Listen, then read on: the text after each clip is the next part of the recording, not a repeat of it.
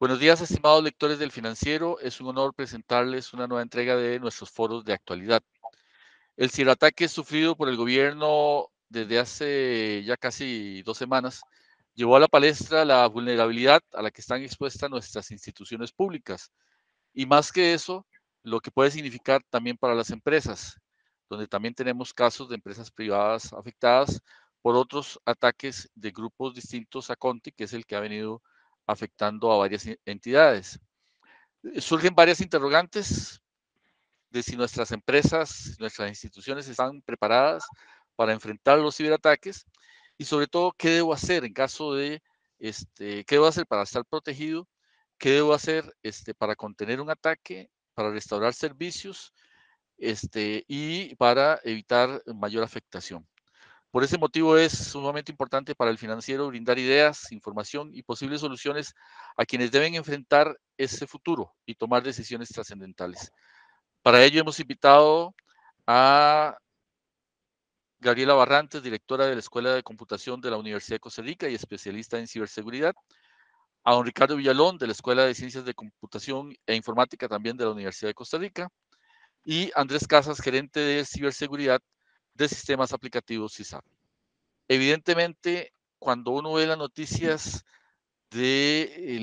cuáles son los portillos que han utilizado los hackers y también las medidas que recomienda el gobierno, sobre todo el MISIT, para evitar nuevos ataques que tienen que ver con contraseñas, credenciales, a lo cual sumamos el informe de la Contraloría sobre el caso de Dedus, ¿verdad? Donde encontraron una gran cantidad de credenciales activadas de personas que no deberían estar activadas. Este, Temas de sistemas viejos que ya no se pueden actualizar, sistemas vulnerables porque no se actualizaron. Tenemos acá que un panorama en donde uno dice hay medidas básicas que no se están tomando. Eso a la par del phishing, donde los usuarios, incluso uno recibe un mensaje y se ve tentado a meterse, pero uno por lo menos uno se detiene, pero otras personas de pronto no, ¿verdad? Este, y entonces hay toda una serie de situaciones en donde hablamos de cultura, educación, capacitación, recursos y sobre todo apostarle a la ciberseguridad como un área en donde si no invierto voy a tener altos costos. Ustedes que están en el lado de las instituciones y las empresas, ¿cómo ven esta situación, sobre todo en temas de prevención? Pues si quieres, en la parte de prevención, yo diría que las organizaciones siguen con un modelo muy tradicional. Y tradicional me refiero a adquirir ciertas tecnologías, principalmente llamémosle un antivirus, firewall, y tener la falsa sensación de que con esas tecnologías ya he resuelto el problema o la mayor cantidad de situaciones que ese problema me podría acarrear. Pero hoy en día también la forma en que operan los atacantes han evolucionado y por ende también han encontrado métodos para evadir esa tecnología tradicional. Y ahí es donde el reto de las organizaciones en prevención pues aparece, porque hay que implementar nuevas tecnologías, hay que implementar procesos de gestión y hay que tener conciencia en los usuarios. Una de las formas que utilizan también es, pues no nos vamos a desgastar intentando romper alguna de estas tecnologías, vamos directamente al usuario que no es tan estricto aplicando un control o puedo llegar a orientarlo a que haga ciertas cosas en mi beneficio y así pues tener un camino de acceso un poco más fácil. Perfecto. Nos acompaña también don Oscar Esquivel. Bienvenido, don Oscar, del Colegio de Profesionales de Informática en Computación de Costa Rica, el CEPIC. Estamos hablando sobre las medidas de prevención y cómo nos sorprende que algunas medidas básicas en las empresas e instituciones no se adoptan, ¿verdad? Desde el tema de contraseñas, doble autenticación, etcétera. No sé si a lo que indicó Andrés, ustedes desean agregar más, Gabriela, Ricardo, don Oscar. Yo solo iba a agregar un detalle muy pequeño a lo que estoy 100% de acuerdo con lo que dijo Andrés y agregar también que sin embargo, estas empresas, además de lo que ya dijiste de orientar al usuario, o quizás entrarle al usuario por inocencia o por no aplicar los controles correctamente, también simple y sencillamente los sobornan o usan alguna cólera que la persona tenga contra la empresa, etcétera, para vulnerar a esa empresa. Entonces, ese factor no puede ser despreciable porque se ha hablado de cantidades importantes de dinero, bueno, importantes para un empleado que gana X, pues si le ofrecen 2X por un mes, eso es suficiente. No sé si la base de datos, por decir algo, no está cifrada, bajémosla aquí en una llavecita malla y nos la llevamos. Y estoy poniendo un caso muy tradicional. Ahora incluso hacen cosas un poquito más complejas, como instáleme esto por ahí. No sé si Ricardo querría agregar algo. Sí, tal vez en una perspectiva, digamos, muy práctica y para eh, afirmar un poco el tema de que la seguridad es un tema de todos y entonces no podemos realmente pretender que si en la empresa se contrata un experto para que haga la parte del diseño de la seguridad, que ya con eso están resueltos los problemas. Pienso que es importante llevar el sentido común que a veces usamos en el mundo real a las computadoras, porque a veces realmente nos dejamos llevar por, como dicen, por los clics y realmente no llevamos, digamos, no usamos cosas que tal vez en la vida real sí las tenemos más presentes. Por ejemplo, si yo en la noche voy a cerrar todas las puertas y ventanas de mi casa, yo creo que en general todos tomamos el detalle o tenemos el detalle de ir a verificar que queden todas cerradas. Realmente uno sabe que si uno dejó todas las ventanas bien cerradas, pero dejó una abierta, pues muy posiblemente por ahí se van a meter sin mucho esfuerzo. En las computadoras es exactamente lo mismo. Todos los puntos de interacción de los sistemas son los lugares, digamos, por donde un atacante posiblemente va a querer llegar. Entonces yo en general voy a querer conocer cuáles son los puntos de interacción de mis computadoras, a veces no solo las entradas por la red, sino por ejemplo los lugares por donde metemos información, como por ejemplo lo que mencionaba ahorita Gabriel, las llaves mayas y cosas de esas, ¿verdad? Los periféricos, los lugares, las computadoras locales, los dispositivos, digamos, los canales de comunicación con Internet, tener conciencia de todos estos elementos para agarrar y decir, ok, si necesito validar que todo esté bien seguro, revisarlos todos. Yo pienso que un usuario en ese sentido, digamos, sí puede hacer conciencia y no necesita ser un experto para apoyar y mejorar la seguridad de la organización, en tener conciencia de cuáles son los puntos por donde circula información en este caso y entonces hacer el mejor esfuerzo para que entonces los mecanismos tradicionales que ya dejan de ser suficientes porque precisamente los atacantes se nos cuelan por esos puntos de interacción que no son tan evidentes para las personas, incluso para los que estamos en este campo, a veces los puntos por donde se pueden entrar no son tan visibles como una ventana. O sea, realmente, ¿verdad? A veces no es trivial identificar esos elementos.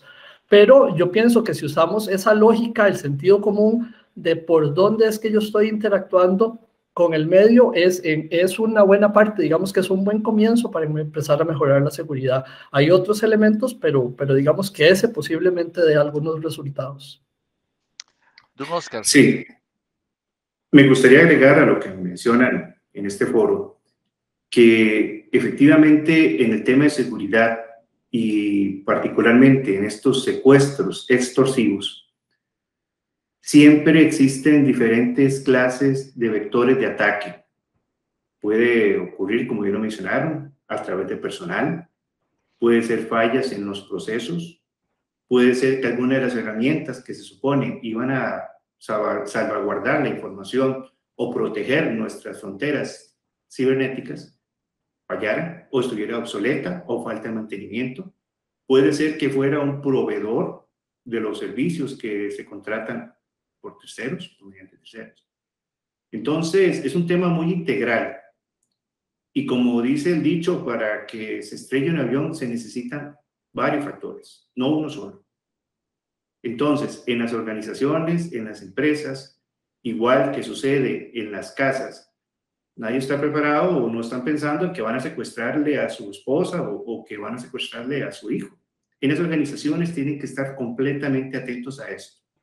Y en ocasiones nos vence la urgencia o la ansiedad de dar respuesta a una necesidad de mercado y estamos sacando las soluciones de repente sin un nivel de protección lo suficientemente acorde a lo que se está exponiendo en la Internet. Entonces, son muchos elementos. Lo que ha acontecido recientemente tiene un nivel de exposición muy importante porque ha sucedido a nivel público.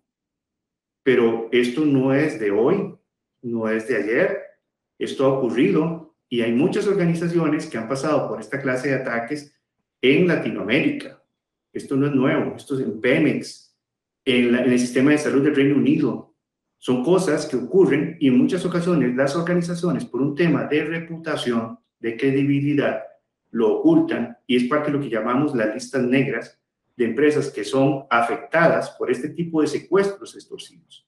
Pero sí hay una gran necesidad de prestar atención y hacer conciencia desde esas vertientes que les mencionaba, desde los procesos, las herramientas, las personas y los proveedores. Por supuesto que cuando se trata del sector público, incluiríamos el tema de cuál es la política pública en torno a todo lo que cierne a la gestión de la tecnología. ¿De quién es la responsabilidad de todo esto? Porque le decimos al gerente, usted tiene que hacerse responsable, usted tiene que irse a sentar con la gente de seguridad. El gerente dice, yo estoy a cargo de vender, de la producción, de la distribución, de la relación con los proveedores, y ahora me toca también ir a ver si hay ciberdelincuentes introduciéndose. ¿Es necesario que el gerente se ponga a la par de la gente de ciberseguridad? ¿Y de qué forma? Igual como sucede con la seguridad, igual como sucede con la seguridad en las organizaciones. Si instalamos sucursales, si ponemos personal en la calle a hacer de displays en una manufacturera, en una empresa de distribución, en las sucursales bancarias, o sea, la seguridad va en todos los frentes. Va desde frente para la seguridad física de su personal, la seguridad de sus instalaciones y la seguridad de los activos de los datos, porque la información es un activo más. Entonces sí, es un tema de seguridad integral y va hasta el más alto mando, que tiene que resguardar los activos de sus organizaciones. A mí me gustaría con esto de responsabilidades hablarlo como la Sinfónica Nacional. ¿Quién es el responsable de que tenga un buen son? Pues el director. Pero después cada uno de los componentes que está integrando ese grupo también tiene sus responsabilidades y tiene que desarrollar, y tiene que prepararse en su área y tiene que practicar. Entonces, he podido ver, por ejemplo, en esta semana un gerente general eh, donde es ese que dice, bueno, yo no entiendo nada de esto, sé que hay una amenaza importante y necesito que me guíen y me explique qué es lo que hay que hacer. Entonces trae a su gerente financiero, trae al administrativo, trae a la persona de tecnología, comentamos un poco de qué es lo que están desarrollando y él expresa cuál es su objetivo con eso. O sea, yo quiero proteger, uno, poder seguir operando y quiero, dos, proteger el flujo económico que tengo en los bancos, porque si me afectan eso, no tengo cómo. Entonces hay que entender cuál es la preocupación que esta persona tiene, explicarle cómo esos puntos importantes de la empresa podrían ser afectados y guiarlo específicamente en qué es lo que hay que ir desarrollando. Pero si esta persona no se sienta en la mesa a decir, esas son mis preocupaciones, eso es lo que quiero proteger, las cosas no se van a dar por arte de magia y las acciones que hay que llevar adelante no se van a desarrollar porque requieren inversiones y requieren asignación de tiempo y foco. Entonces, si él no le da una prioridad y no le asigna tiempo y foco, pues no va a suceder. Y refiero al director de orquesta como el gerente, pero pues hay diferentes nombres que se les da, presidente ejecutivo, jerarca o cosas por el estilo. Entonces, pues hay que tener muy claro quién es, pero sí hay una persona que es la que tiene que detonar la relevancia para que todo el resto camine. Sí, tal vez un comentario ahí adicional es, si en una organización, digamos, desde una persona hasta un componente, digamos, no se siente o no se considera parte de la estructura de seguridad, muy posiblemente las cosas vayan a salir mal en el momento en que aparezca una amenaza, porque los problemas de seguridad están ahí, o sea, potencialmente pueden surgir en función de que las amenazas decidan que quieren generar un ataque. Quien decida no participar del proceso, ya de facto estamos como con un sistema débil en donde algo malo va a pasar, basta que alguien quiera atacar por ahí. Entonces, definitivamente, sí, más allá de los roles que tengan las diferentes personas en las organizaciones, tiene que haber disposición y participación de todos, porque los puntos por donde no haya, por ahí, digamos, es muy probable que se quiebre la seguridad. Tal vez el otro elemento importante es el que en seguridad, cuando hacemos grupos, también se pueden hacer cosas importantes. Por ejemplo, así como nosotros tenemos hoy día tecnologías para proteger en un cierto nivel todos los equipos de una red integralmente, ¿verdad? Entonces hay que, si yo, hablemos un poquito de las cosas tradicionales, un firewall, en donde se protege, no totalmente, pero sí en un cierto nivel. Yo pongo un firewall a la entrada digital de una organización y eso da un cierto nivel de seguridad. Cuando hablamos de seguridad, podemos entrar un poquito con esas medidas y entonces incluso hacer seguridad escalonada. Algunos controles de seguridad son más de ámbito global o grupal, ¿verdad? O de subconjuntos de componentes de la organización. Otros son un poco más individuales, y realmente los que trabajamos en seguridad utilizamos esas características para, por ejemplo, hacer seguridad por capas y cosas de esas, ¿verdad? Que voy a uno mencionar. Entonces, eso es importante también cuando uno quiere, digamos, vivir más seguro. El orden y la coherencia, los grupos coherentes de cosas, sean grupos de paquetes de información, sistemas de software, equipos de personas, si logramos hacer esa coherencia, ese orden, cosas tan sencillas como un ordenamiento de las direcciones IP, de las direcciones de las computadoras en la red, para que a la hora de que yo implemento las reglas de seguridad, las reglas sean simples, sean compactas, sean pocas, para que entonces darle seguimiento a esa configuración sea más sencillo. Esas cosas son importantes. Entonces, el tema de grupos bien organizados y simple, la seguridad, digamos, siempre tenemos que tratar de llevarla que sea simple. Entonces, la simplicidad en los sistemas, en los procesos, en las aplicaciones de software, posiblemente también me va a llevar a, digamos, tener un poco menos de riesgos, no necesariamente a mejorar la seguridad, pero sí a reducir los riesgos. Ahora bien, tengo a la gente de... Gabriela, quería agregar. Perdón, ya había quitado el micrófono por las cuestiones de virtualidad. Vean, en esto de los gerentes, no sé si no me quedó tan claro si lo habían mencionado o no, pero ese gerente, ese jefe, ese jerarca, tiene que estar convencido él o ella de que esto es no un poquito relevante, no algo de lado, sino que es crucial y esencial al funcionamiento de esa empresa, aunque no sea el producto que esté moviendo, porque, bueno, de ahí, como vimos ahora, Hacienda se paraliza, pero entonces entonces el flujo de productos al país y desde el país se paraliza también, la infraestructura crítica. Entonces, ese jerarca tiene que poder escuchar de forma abierta a los que le están aconsejando. Y nada más un detalle ahí, vean, si esa persona le llega un experto en seguridad o quien sea y le diga, con esta cosa ya le resuelvo todos sus problemas, queda enteramente protegido, despídalo. Sí. Porque eso es mentira. Nunca nadie va a estar 100% protegido. Hasta a la NSA se le han metido a hackear. ¿Ok? Tenemos que tener claro que ese es el nivel. Todo depende de cuántos recursos quieran invertir esos hackers en su empresa. Entonces, es imposible obtener la seguridad del 100%, absolutamente imposible. Lo que sí podemos hacer es que sea carísimo para ellos acceder a los recursos más críticos de esa empresa, porque tampoco podemos gastar tanto como para proteger absolutamente todo, porque sí, la seguridad es cara. Gracias. Claro. Usted señalaba ahora algo muy importante, Gabriela, el tema de la asesoría. ¿Y quién podrá ayudarme? Como decía en el programa de televisión. En una empresa grande se puede contratar gente especializada en ciberseguridad que esté a la par de la gente que esté especializada en redes, infraestructura de telecomunicaciones, etcétera. Pero en una empresa mediana o pequeña, normalmente hay menos recursos para contratar tanta gente. Tengo que contratar, evidentemente, gente que conozca de todo un poco, pero también probablemente me voy a tener que apoyar en externos. ¿Cómo hago ese balance? ¿Cómo me fijo en quién contrato directamente para la planta? ¿Y, y en qué me fijo a la hora de contratar un outsourcing o alguien que me dé esa asesoría externa? Eso como un punto antes de pasar al tema de cuando me hackearon, ¿verdad? Sí, tal vez, bueno, yo ahí tengo un comentario. Vamos a ver.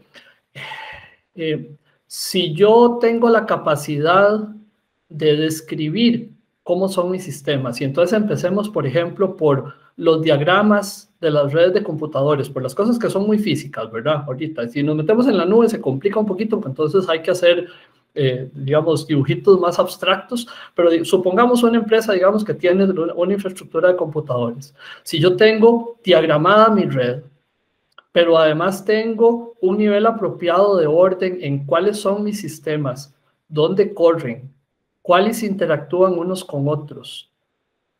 Y a partir de eso, digamos, entonces un poco la gente, ok, la gente, ¿por cuál sistema entra? O sea, es como tener un mapa, un plano de lo que son mis sistemas en todas sus dimensiones, en la dimensión física, la dimensión humana, la dimensión digital, ¿ok? Ya con eso es como cuando usted dice, tengo que salir de un laberinto, pero tengo el mapa. Por ahí empezamos bien. Segundo punto, tener claros los objetivos de seguridad. O sea, para ese mapa en donde ya yo dibujé mi información, mis aplicaciones de software, mi red, las personas, ¿cuáles son los puntos sensibles? ¿Okay? Una vez que tenemos eso y en donde yo ya identifiqué esto tiene que mantenerse íntegro, esto tiene que mantenerse confidencial, en estos y estos sistemas debe haber un sistema de autenticación, de identificación de las personas y en donde yo valido quién es quién y además verifico, digamos, controles de acceso, tengo esquemas de autorización.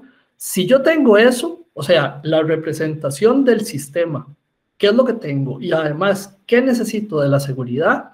Muy posiblemente con un profesional, digamos, que no sea el más especializado en ciberseguridad, pero que haya un proceso ordenado, usted le puede pedir que haga una revisión sistemática de precisamente de, dados esos objetivos para esos componentes del sistema, cuáles son los riesgos.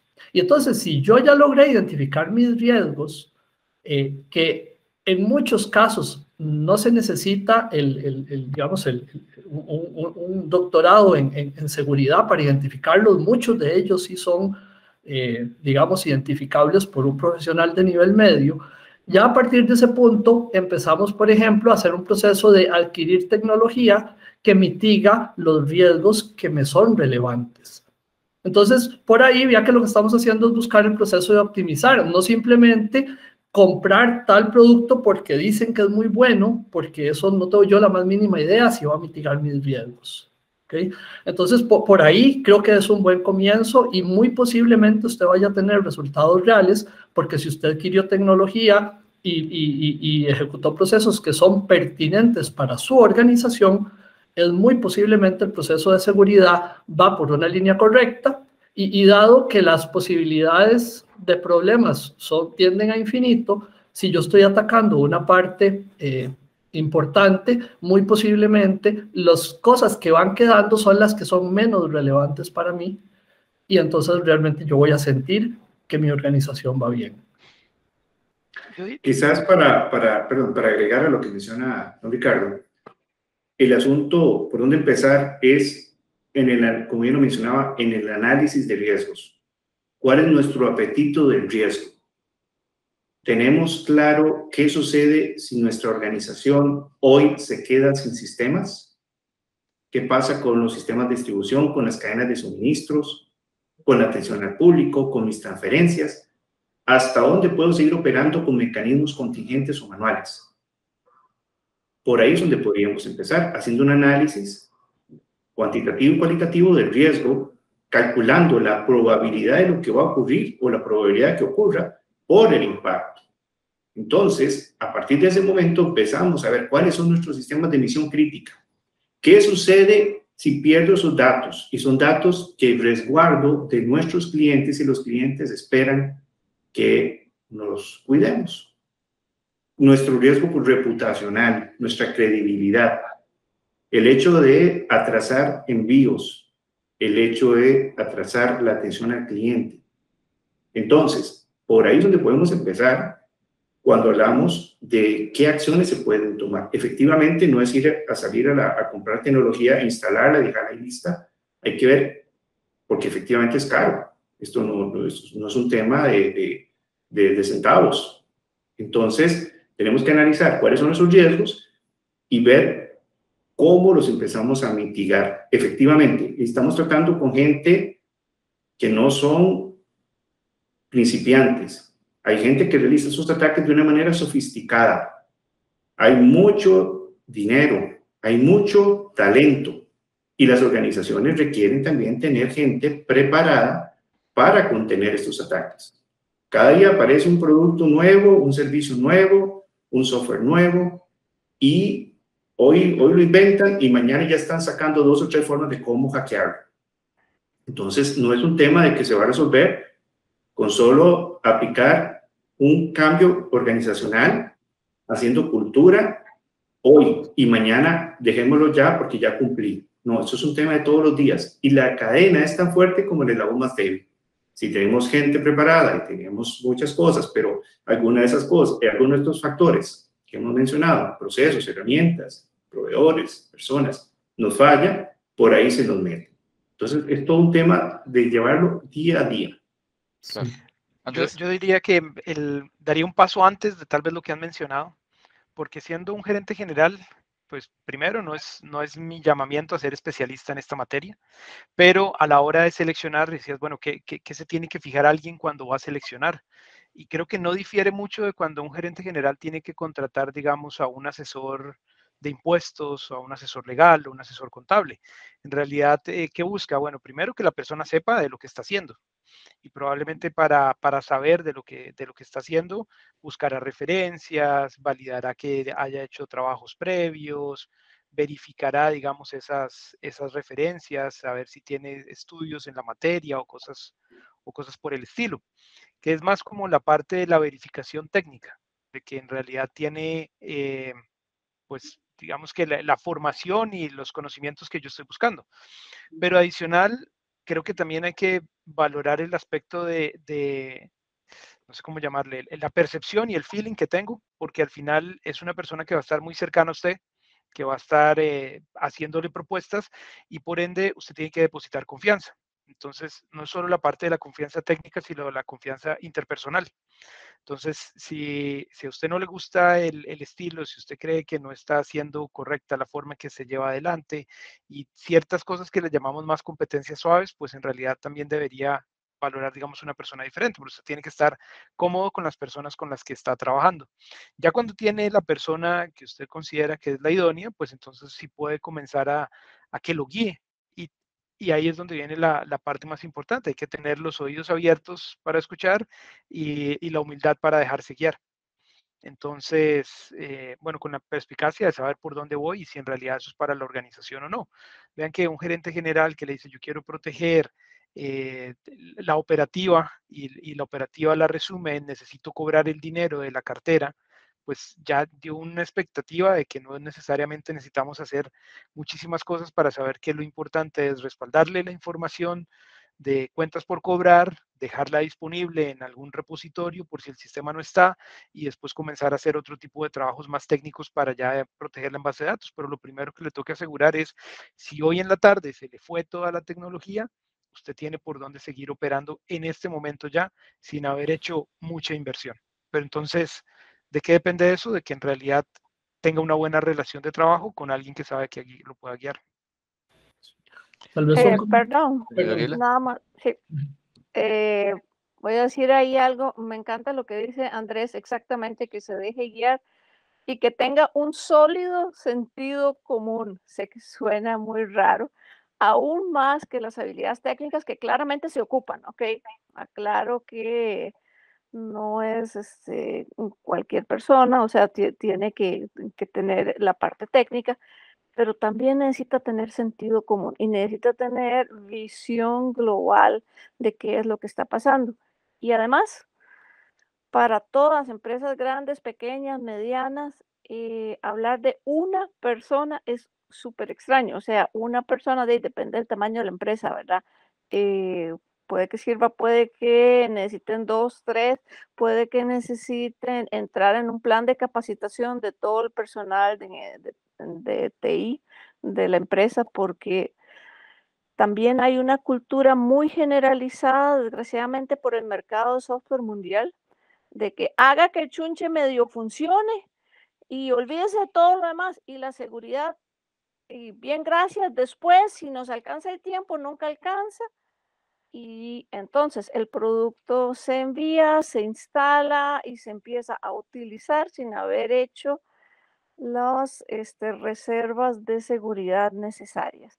Entonces, ¿a quién contratar? Alguien que además del conocimiento técnico tenga sentido común, con el cual se pueda trabajar, pero que además y tener un plan de mediano y de largo plazo de que posiblemente necesite tener más gente en ese campo o que pueda necesitar capacitar al resto de su personal de TI en este campo, incluidos los que contratan software externo, y asegurarse de que ellos se preocupen de la parte de seguridad. Y va a salir más caro el producto, porque sepan lo que va a salir más caro el producto de software, pero tienen que diseñar las salvaguardas.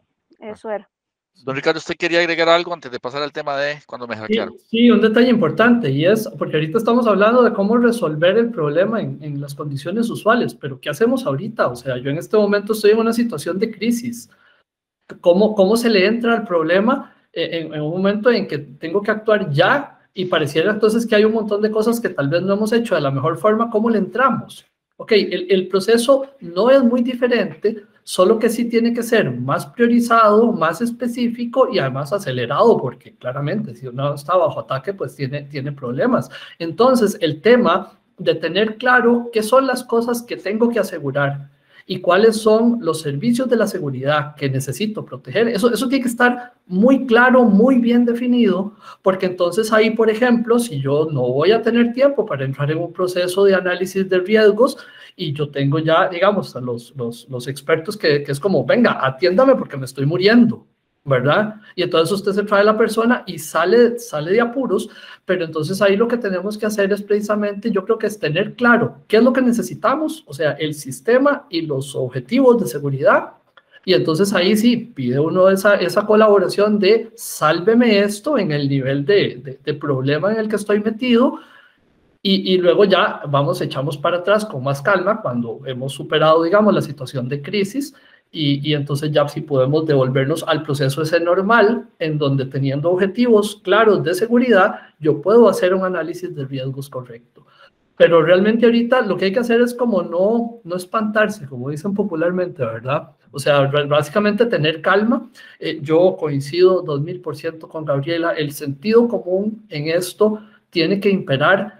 Suena como muy lógico, el problema es que como en la computadora todo es digital. Yo tengo una frase que yo digo, es que las computadoras no sangran, no lloran, entonces no nos damos cuenta de lo que está pasando, ¿verdad? Pero entonces hay que tratar de trasladar ese sentido común al escenario de las computadoras, que a veces se nos va de la mano, y entonces ejecutamos acciones y creemos que hay unas cosas maravillosas que van a pasar ahí sin que yo haga nada. y realmente no, hay que seguir siendo cuidadosos. Me hackearon. En este momento tengo un caso en vivo. Andrés seguramente se acordará muchas veces que yo le preguntaba en entrevistas sobre ciberseguridad. Hay casos, tenemos casos, un caso que pueda demostrarle a la gente. Bueno, hoy tenemos un caso en vivo y parte de ese caso en vivo es cómo están procediendo las instituciones. Se dan cuenta, reciben la alerta o se dan cuenta, como en el caso del INDER, que había un malware en sus sistemas. Buscan detectar si hay más contaminación, buscan eliminar ese malware, buscan además asegurarse de que no haya más para poder ver en qué momento restablecer los sistemas. Además, un paso que han hecho la mayoría es, tenemos un malware, un software maligno que normalmente llamamos virus.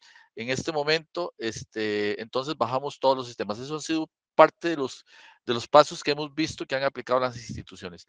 Entonces, me hackearon. ¿Esos son los pasos o tenemos que revisar un poquito más ese protocolo?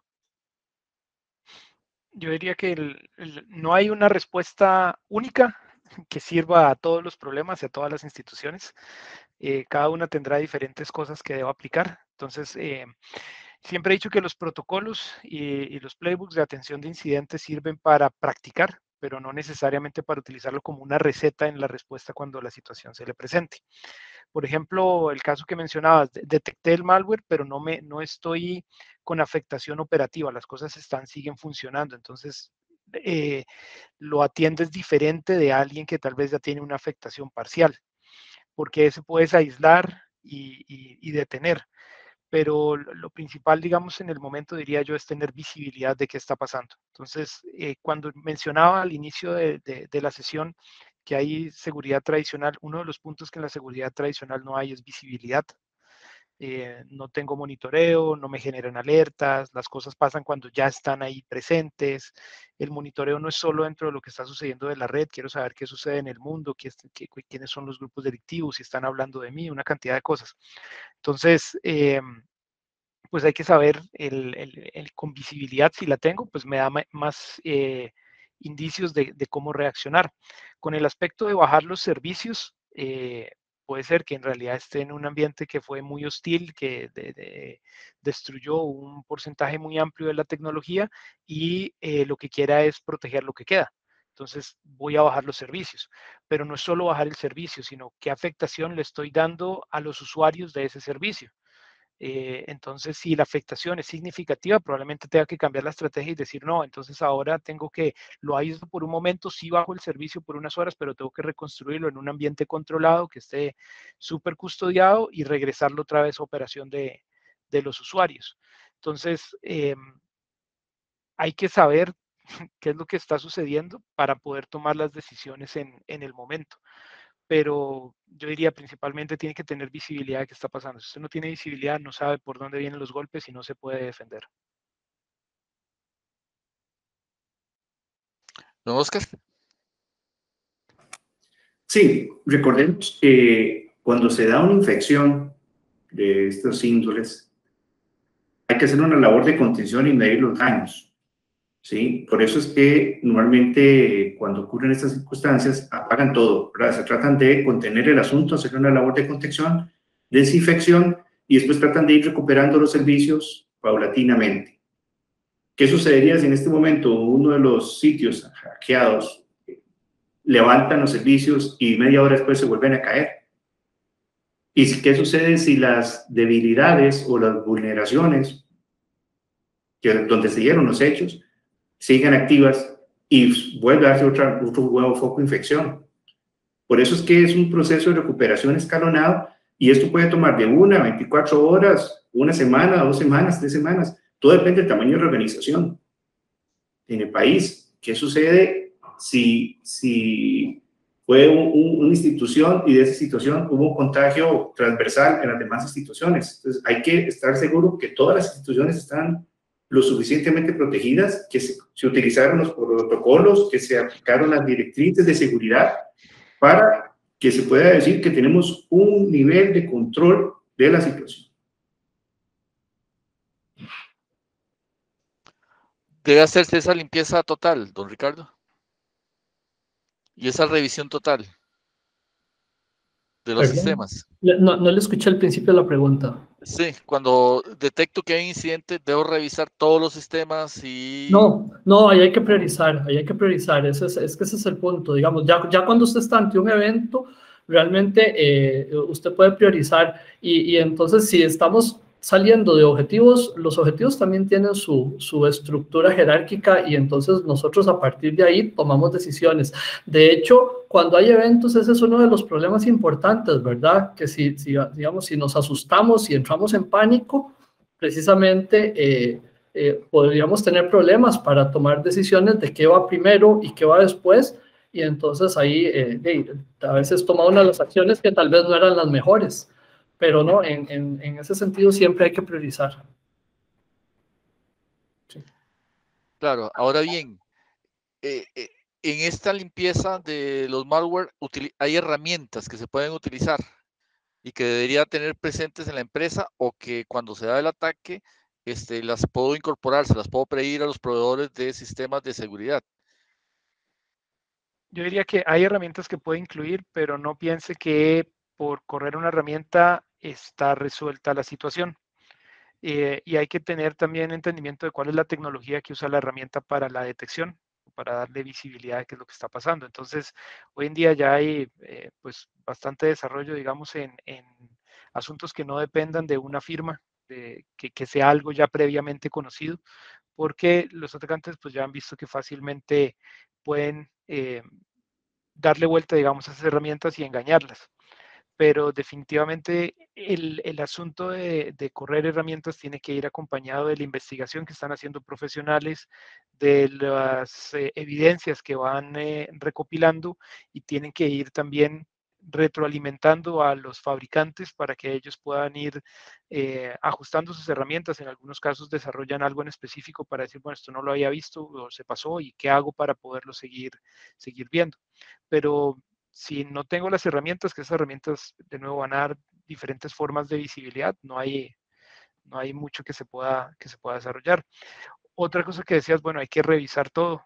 Con el asunto de revisar todo, como dice Ricardo, sí hay que priorizar.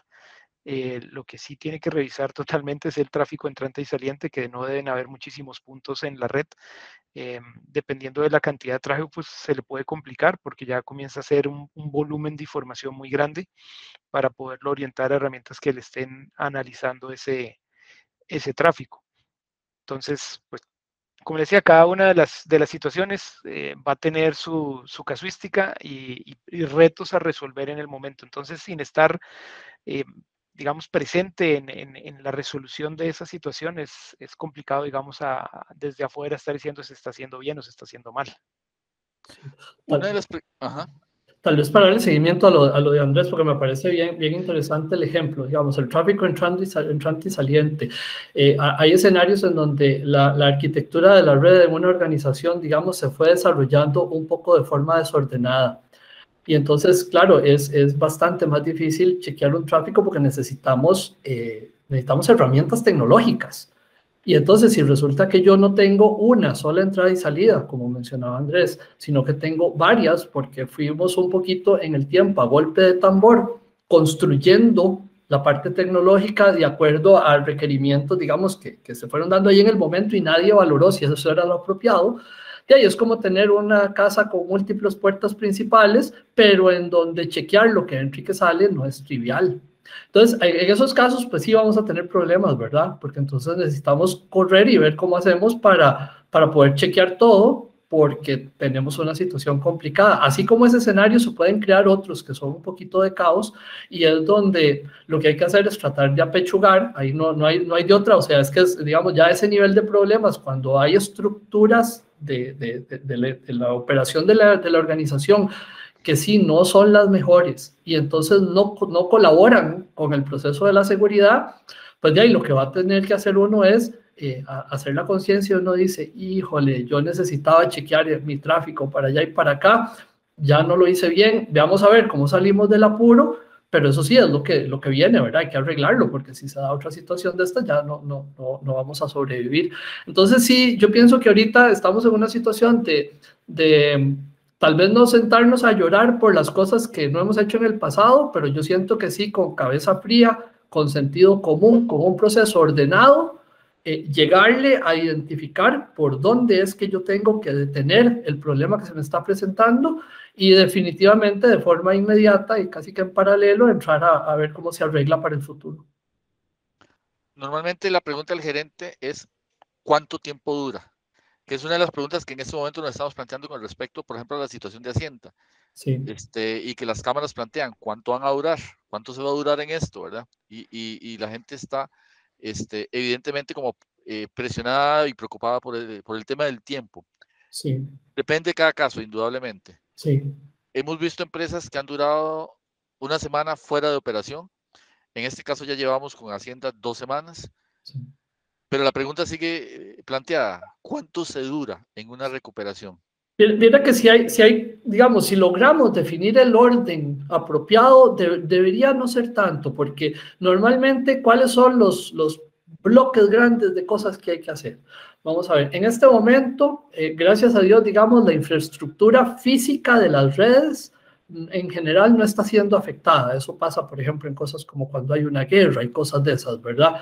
Entonces, digamos que ese es un elemento que ahí sigue estando, gracias a Dios. Entonces las carreteras por donde va a transitar el software, la información, ahí siguen estando. Entonces tenemos que meternos con la parte más digital, ¿verdad? Tenemos que meternos con las aplicaciones de software, las aplicaciones que gestionan esas aplicaciones de software, como por ejemplo los sistemas operativos y ese tipo de cosas, y la información. Entonces lo que tenemos que hacer es ordenar y ver, no sé, tenemos que reinstalar nuestros servidores porque nos los hackearon y es inseguro.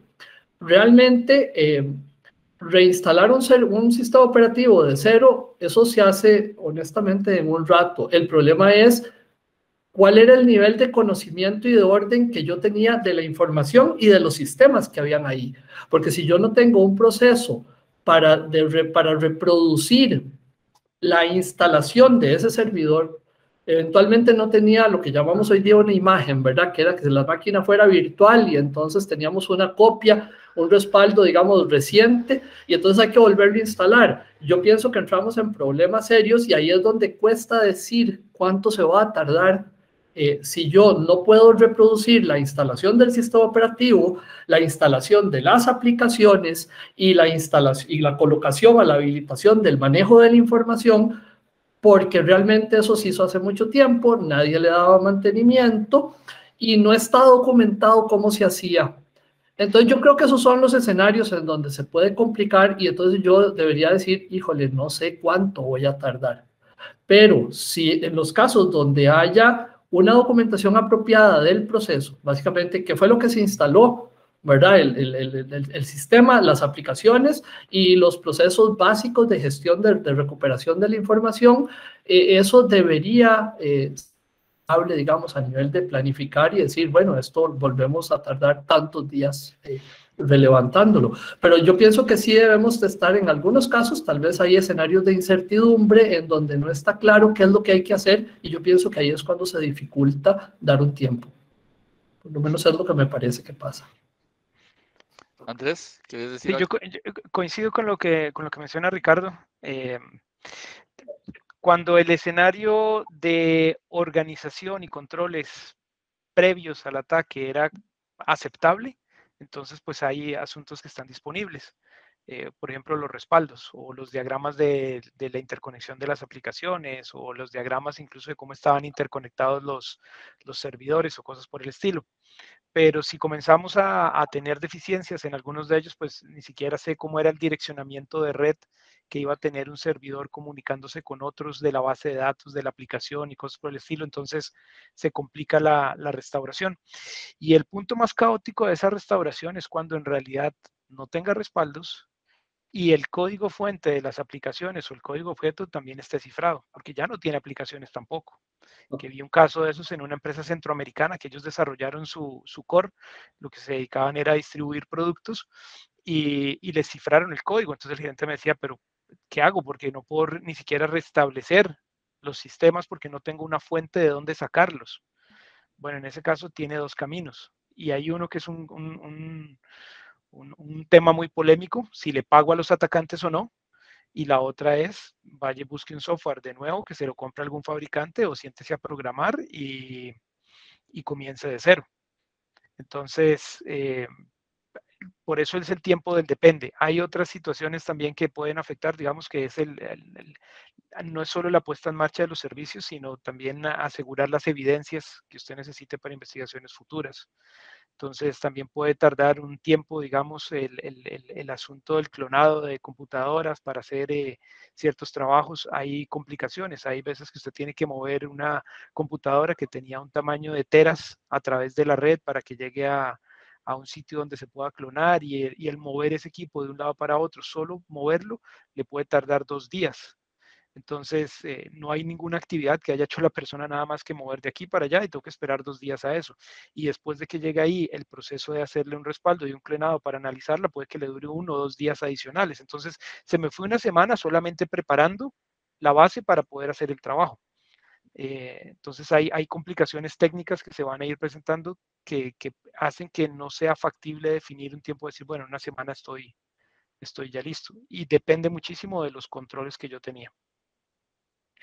Don Carlos, para agregar a lo que mencionan, esto también depende mucho del modelo de madurez, de la continuidad de negocio que tenga la organización en temas de tecnología.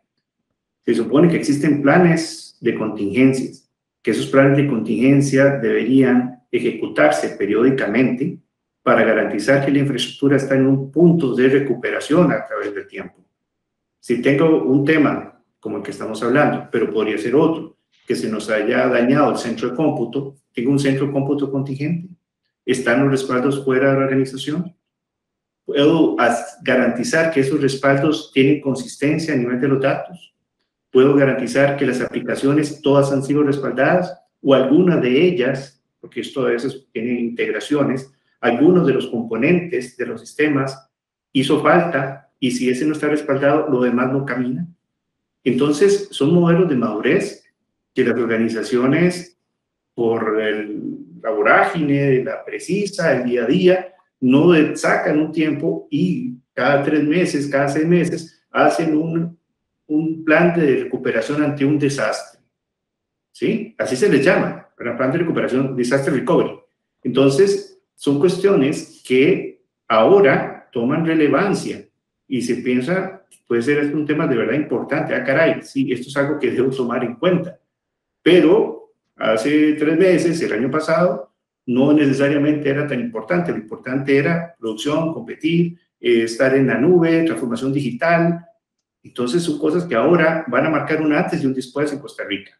Pero estas cosas ahora están recién pasando en Perú. El año pasado pasaron en México, en Colombia.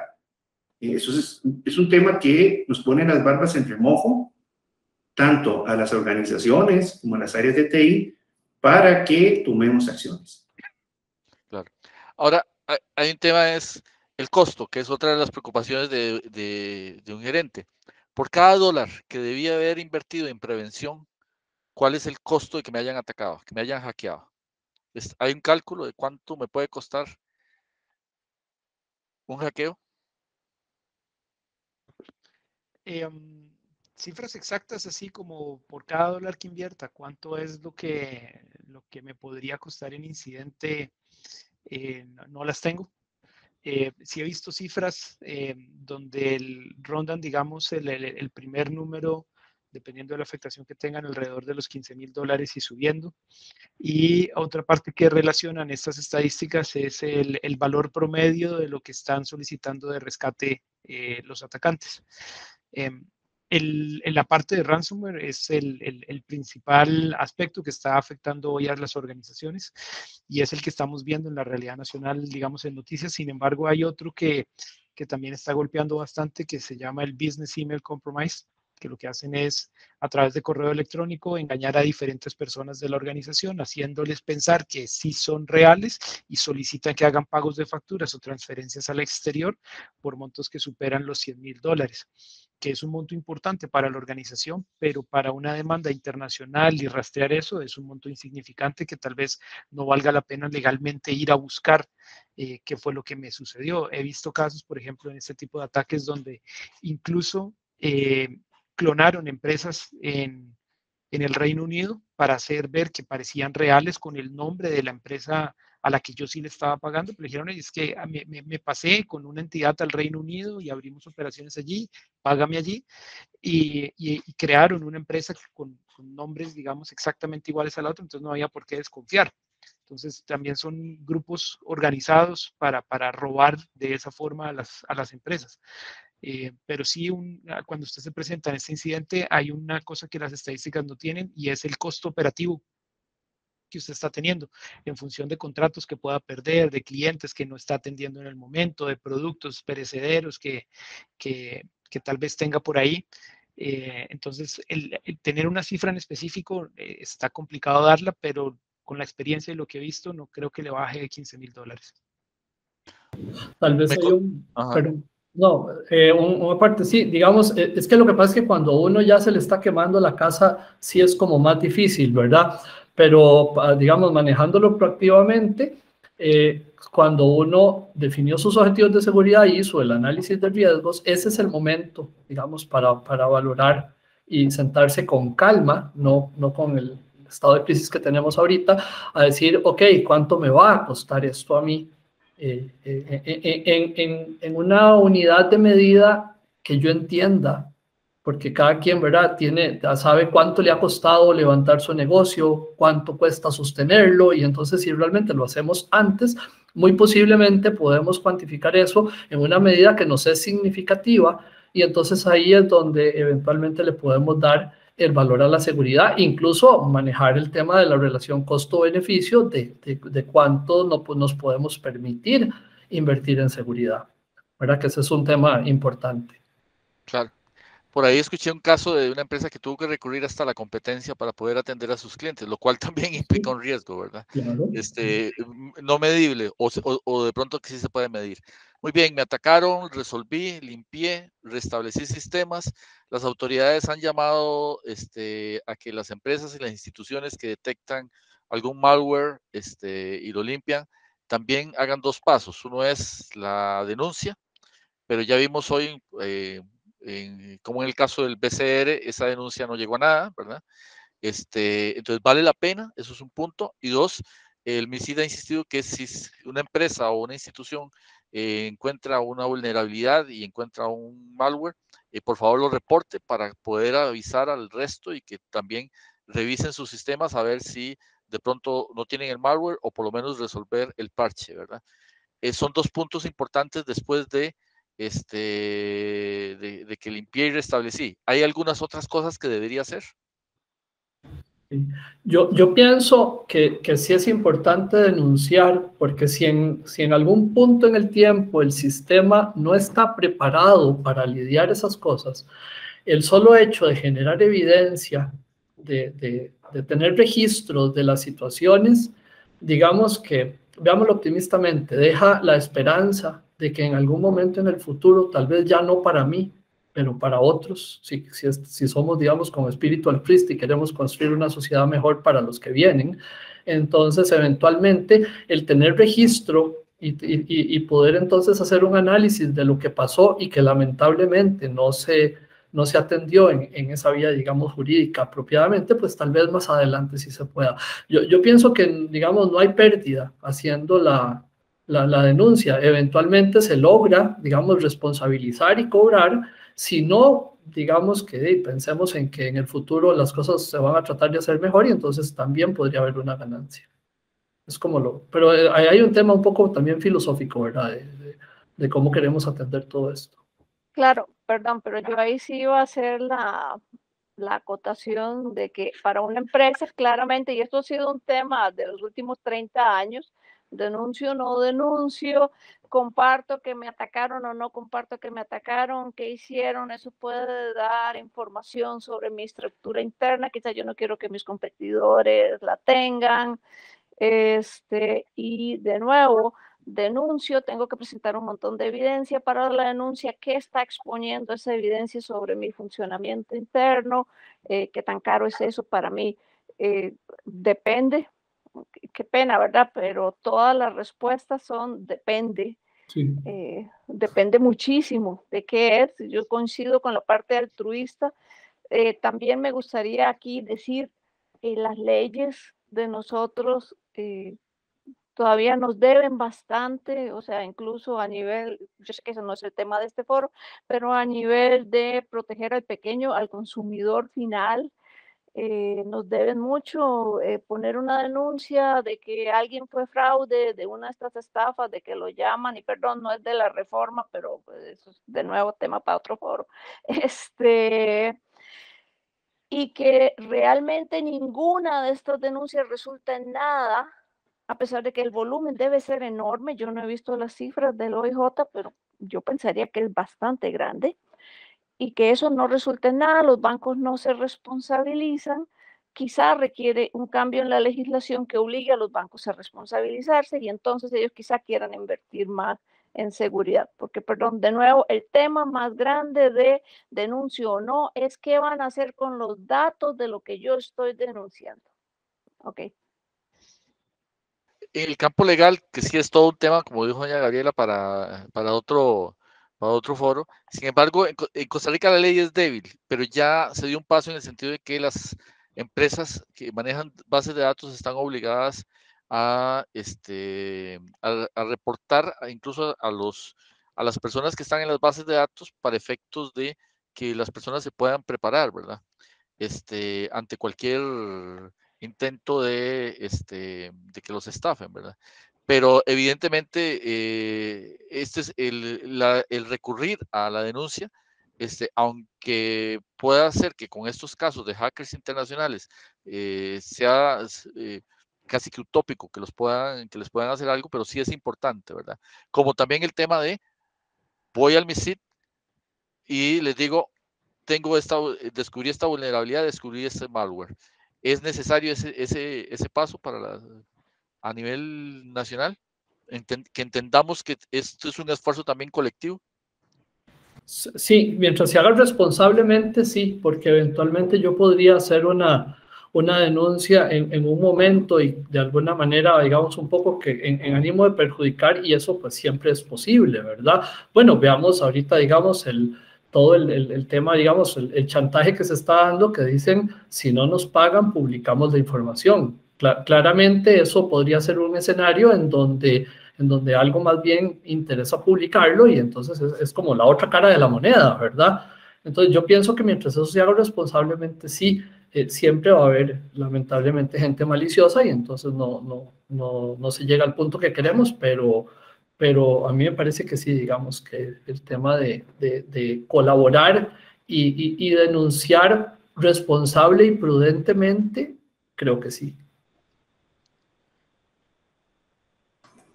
Sí, claramente hay un riesgo reputacional, por supuesto, pero eso es lo que hay que ponerlo en la balanza y medir.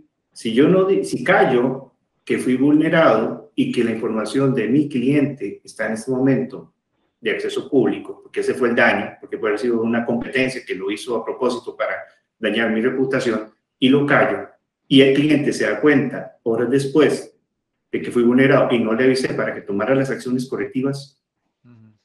Ven lo complejo. Ahora, por otro lado, tenemos el elemento cliente. Si resulta que va y denuncia ante el OIJ y las instancias pertinentes y está acuerpada, digamos, que hay una legislación de que ante un delito informático, entre otras cosas, el problema es si el mismo cliente lo provocó. Si de repente se dejó influenciar por estas ingenierías sociales que cada vez se vuelven más sofisticadas y que tienen acceso a datos y se los bailan, ¿verdad? Y les brindan sus contraseñas y sus usuarios. O en el caso de una empresa, si no cumplió con las protecciones que debía haber cumplido. Claro, ese es el otro escenario. Pero pienso en el caso del escenario donde el cliente se dejó llevar por la ingeniería social y el maleante, que no tiene otra forma de llamarse, tuvo acceso a su cuenta y se las vacía. Entonces son cosas que es difícil, porque a veces decimos, sí, es que las leyes no cumplen. Bueno, el problema es que también el usuario se desprotegió. Es como que le hayan dicho a alguien que le llegó a tocar la puerta y dijo, vengo de parte de una compañía de televisión. Y, pasa adelante. Y le vacían la casa. Y después llega a reclamarle a quién. Explico, es complicado, porque el hecho que tenga ahí el nombre de determinada X o Y empresa de teléfono no significa que es quien dice ser.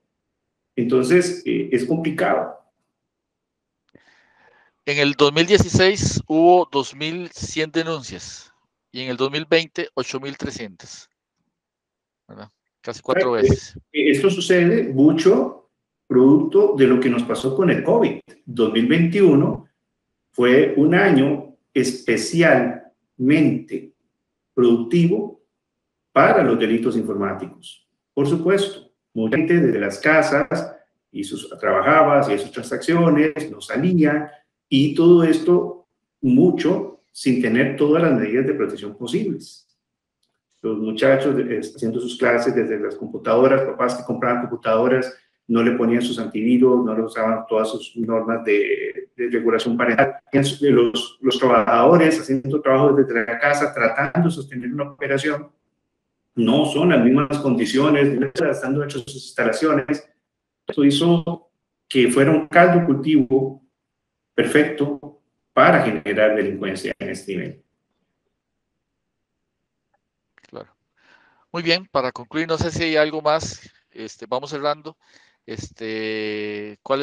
¿A qué conclusiones o de pronto algún tema que yo no haya preguntado y que de pronto para ustedes sea importante tomar en cuenta como cierre? Yo creo que para un gerente general que no conozca el tema a profundidad, le diría que esto lo analice en 3 momentos. Hay momentos en que me protejo, hay momentos en que tengo que activar vigilancia y hay momentos en que tengo que activar recuperación. ¿Eso de qué me sirve? Por ejemplo, si ahorita hay una amenaza de que vienen a cifrar mis servidores, yo le llamo destruir mi tecnología, no es momento de sentarse a hacer diagnósticos, es momento de prepararse a recuperar. Suena fácil decirlo, hay que analizar también qué tan compleja es la tecnología de la empresa. Si estamos hablando de una empresa de 100 personas que trabajen con tecnología y aunque sean poquitas las personas, puede que sea un gran contribuyente por el volumen económico que manejan y que tienen unos 15 servidores. Entonces, tal vez les sea mucho más fácil ahorita idear o confirmar que tiene una estrategia de respaldos muy sólida y decir, bueno, entonces no me voy a preocupar si me atacan o no, sino me voy a preocupar en recuperarme fácilmente. Pero si hablamos con una persona que dirige una organización que tiene una complejidad mucho más elevada, probablemente el asunto de la recuperación sí lo tenga que hacer, pero va a tener que invertir su tiempo también en preparación. Entonces ahí va a invertir en prevención, y si es más grande puede ser que tenga más recursos y más gente disponible para tener no solo un grupo de personas, sino 2 grupos de personas o 3 grupos de personas. Es decir, ustedes se van a trabajar en prevención y en subir los niveles, y ustedes se van a trabajar en recuperación, y que si algo nos sucede, que podamos levantarnos. Entonces hay que tener muy claro en qué tipo de organización estoy para saber cómo debería reaccionar, pero siempre teniendo en mente si tengo que protegerme, si tengo que tener visibilidad, o si tengo que en realidad trabajar en recuperación. A antes, durante y después de los eventos de seguridad, ¿cómo hacemos para poderlos atender? Yo le agregaría, tenga claridad, tenga un mapa. Yo creo que tal vez esa es la palabra que más me ayuda. Tenga un mapa de sus sistemas, pero en todas las dimensiones, ¿verdad? En la física, en la parte humana, en software, en la parte de información. O sea, tenga claro lo que usted tiene y además sepa en el nivel gerencial cuáles son las propiedades de la seguridad o servicios de la seguridad que a usted le preocupan. ¿Cuáles de esas cosas que tienen el mapa deben ser confidenciales? ¿En cuáles la integridad es esencial? ¿En dónde yo necesito tener identificadas las personas que tienen acceso o que circulan por esas partes del sistema? ¿Cuáles son las estructuras de acceso de permisos? ¿Okay? ¿En dónde yo necesito cosas como que son comunes hoy día, como el tema de la firma digital, que yo necesito que algo sea no repudiable. ¿Okay? Entonces, esos servicios de seguridad es esencial y tenerlos claramente mapeados o asociados a los elementos de mi organización que tengo identificados precisamente en ese mapa. Con eso es posible desarrollar un proceso de seguridad que no es una receta en donde alguien me llega vendiendo la solución maravillosa que resuelve todo el problema de seguridad, sino que yo tengo el criterio para decir, ok, ya yo sé qué es lo que necesito y a partir de ahí establezco mis riesgos. Ya tengo criterio para saber si la solución X me sirve para lo que yo necesito proteger. Por ahí va un poquito el mensaje. Perfecto. Oscar y luego doña Gabriela para el cierre. Sí, aquí importante es informarse correctamente. Han surgido muchas noticias, han salido diferentes opiniones, unas acertadas, otras un poco desafortunadas. Lo importante es mantenerse actualizado, en guardia, que esto no termine esta semana o que sea una noticia de moda. El tema de la seguridad informática es una situación que el Colegio de Profesionales en Informática y Computación han venido constantemente haciendo notas, atendiendo entrevistas, haciendo congresos, webinars. Es información que se busca hacer conciencia sobre la importancia que tiene esto. Entonces, cuidarse es prioritario, cuidar nuestros sistemas, cuidar nuestros activos, cuidar inclusive nuestras familias y nuestra integridad personal desde el punto de vista digital. Ese quizás es el mensaje principal. Y a nivel del Estado, lo importante es estar atentos a las directrices que emanan del MISIT. De hecho, ellos esta semana emitieron la 133. Allá hablan de las cosas que se pretenden y que quieren que se atiendan a nivel de las distintas instituciones públicas. Entonces, estar atentos a los canales oficiales y mantenerse actualizado, porque indistintamente si soy financiero, soy psicólogo, soy doctor, todos en el momento que tocamos un dispositivo móvil o hacemos algún uso de una transacción en Internet, estamos expuestos. Gabriela. Sí, mi mensaje para no repetir, o tal vez voy a repetir un poquito.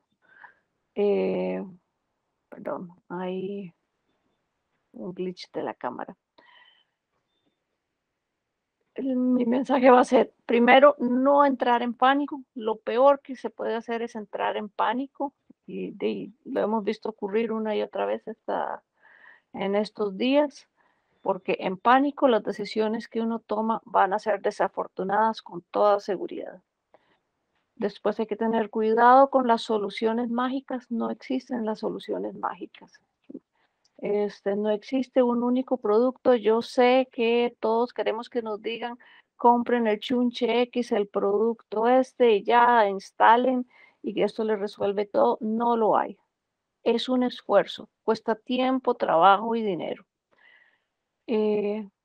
Tercero, recuerden que los datos que ustedes tienen, esto es empresas privadas y empresas públicas, no son de ustedes, son de sus clientes.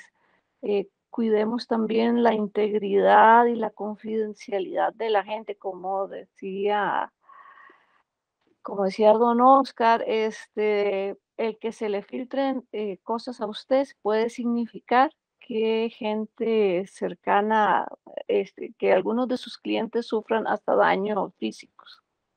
Y finalmente, la seguridad es un tema de siempre. Esto no se va a terminar nunca, no es un tema de moda, efectivamente. Ojalá que esto haya servido para que le dé el empujón para que ahora sí esto se tome en cuenta en el desarrollo de software, en los diseños de infraestructura, en las compras y que las diferentes gerencias le den la importancia que merece. Solo eso sería. Gracias. Perfecto. Bueno, muchas gracias a todos. Muchas gracias, doña Gabriela y don Ricardo de la Universidad de Costa Rica, a don Oscar del Colegio de Profesionales en Informática y a Andrés de la empresa Sistemas Avanzados ESAP por su participación, y muchas gracias también a los lectores y lectoras que han seguido esta conversación. Muy amables.